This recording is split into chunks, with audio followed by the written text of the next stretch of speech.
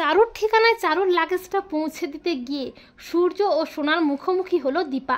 হ্যাঁ বন্ধুরা, আমরা এমনটাই দেখতে পাবো অনুরাগের ছোঁয়া ধারাবাহিকের আগামী পর্বগুলোতে।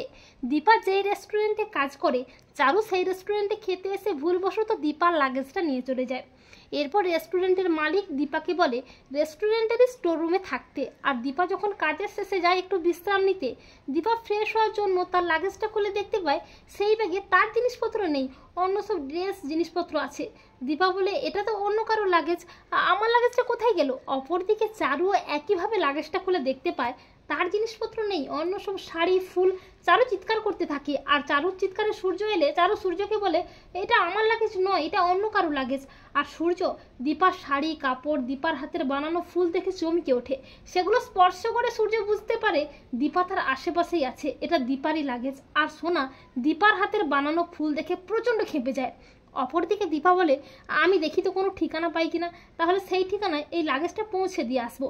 এই বলে দীপা লাগেজের মধ্যে কোনো ঠিকানা খুঁজতে থাকে। এরই মধ্যে দীপা দেখতে পায় চারু ও সোনার একটা ফটো ফ্রেম। দীপা বলে কে এই মেয়েটা? আমার মতো গায়ের রং, আমার মতো দেখতে, তবে কি এ আমার সোনামা? এরপর দীপা একটা ঠিকানা খুঁজে পায়। দীপা বলে হ্যাঁ, সকাল হলেই এই ঠিকানায় আমি ব্যাগটা দিয়ে আসবো। এই বলে পরদিন সকালে দীপা বেরিয়ে পড়ে সেই ঠিকানায় যাওয়ার জন্য। দীপা খুঁজতে খুঁজতে একটা সময় সূর্য যেখানে থাকে সেই বাড়িতে পৌঁছে যায়। দীপা বলে কেউ আছেন বাড়িতে, কেউ আছেন? দীপার ডাক শুনে সূর্য বলে কে কে এসেছে? সূর্য বেরিয়ে এসে দীপাকে দেখে চমকে যায়, আর দীপাও সূর্যকে দেখে চমকে ওঠে। সূর্য বলে দীপা? দীপা বলে ডাক্তারবাবু। এরপর সোনা চিৎকার করে বলে বাবা, বাবা কে এসেছে? এই বলে সোনাও বেরিয়ে আসে।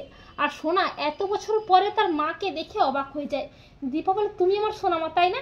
এই জন্য সেদিন তোমাকে হোটেলের বাইরে দেখে আমার বুকটা উথাল পাথাল করছিল। দীপা বলে আয় না সোনামা, আমার কাছে আয় না মা, মায়ের কাছে আসবি না? তুই কত বড় হয়ে গেছিস মা।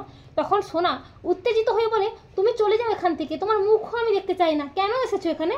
আর সোনার করা অপমানে জর্জরিত হয়ে দীপা যখন চলে যাবে করে, তখন সূর্য দীপার হাতটা ধরে বলে না দীপা, তুমি কোথাও যাবে না, তুমি এখানেই থাকবে। তো বন্ধুরা, তোমরা এটাই চাও তো যে দীপা যেন লাগেজটা দিতে গিয়েই সূর্য ও সোনার মুখোমুখি হয়? কমেন্ট করে এক্ষুনি জানিয়ে দাও তোমাদের মতামতটি।